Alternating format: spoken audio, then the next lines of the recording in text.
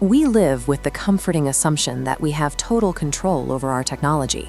If a smart device glitches, starts recording us, or acts completely erratic, the ultimate failsafe is simple.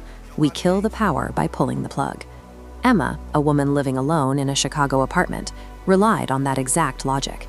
Every night at exactly 1:13 a.m., her smart speaker would activate and whisper a single sentence into the dark: "Don't let him in." She approached the problem methodically. Assuming her network had been hacked or the hardware was picking up stray audio from the internet, she disconnected her router.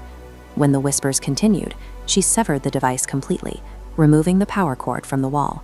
No electricity, no internet. But the next night, despite having zero connection to a power grid, the device's top ring glowed a bright blue. The time was exactly 1:13 a.m., and the exact same warning filled her bedroom. A piece of inert plastic and silicon cannot draw energy from an empty room, let alone process and project human speech. When a device with no power source and no network connection continues to broadcast a recurring warning, the anomaly is no longer inside the machine. It suggests the intrusion is occurring independently of the hardware itself. Emma tried to ignore the anomaly, but the threat began leaving physical evidence. One morning, she woke up to find her front door, which she had explicitly deadbolted the night before, completely unlocked. The next night, the intrusion moved further into her space. A heavy kitchen chair had been dragged away from the dining table and placed deliberately near the hallway, pointing toward her bedroom. Then, the auditory warnings crossed the threshold. Exactly at 1:13 a.m., the quiet of her apartment was broken by 3 slow, methodical knocks coming from the hallway outside her front door. Rather than panic, Emma decided to capture forensic proof. She stayed awake, placed her phone on the table, and aimed the camera directly at the entryway to record whatever was happening on the other side of that door. The trajectory of the threat was systematic. By escalating from isolated digital whispers to manipulating physical locks and moving heavy furniture, the entity was methodically dismantling the structural boundaries of Emma's apartment. The final recording establishes a clear baseline. At 1:12 a.m., the apartment is entirely silent, and the camera captures absolute stillness. This forensic timeline graph tracks the activity level inside the room. The data remains flatlined until the clock hits exactly 1:13 a.m. The unpowered speaker immediately flares bright blue, cracks with static, and delivers a louder, far more urgent instruction: "Don't let him in." The physical world reacts instantly. Perfectly synchronized with the audio warning, 3 sharp knocks echo against the apartment door. Emma approaches the entryway and looks through the peephole. She observes a tall man standing in the hallway, wearing a black hoodie.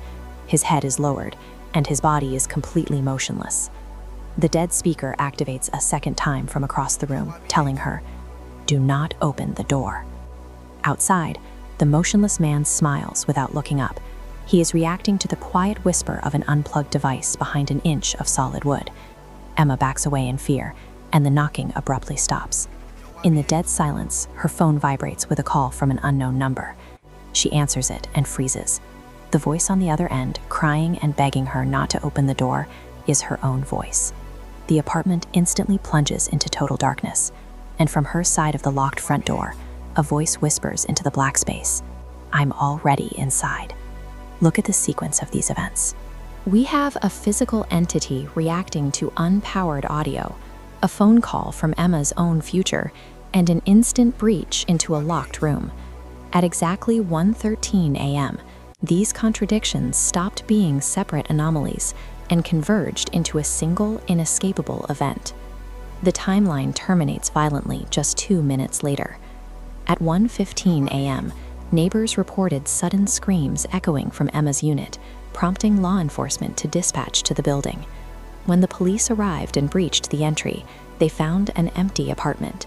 The deadbolts were locked from the inside, the windows were fully intact, and there were 0 physical signs of forced entry or a struggle. The only active piece of evidence left in the room was the dead smart speaker sitting on the table. The following night, the unplugged device illuminated one final time. At exactly 1:13 a.m., the speaker issued a single definitive log of the event. She opened the door. Emma's disappearance highlights a vulnerability in our concept of security.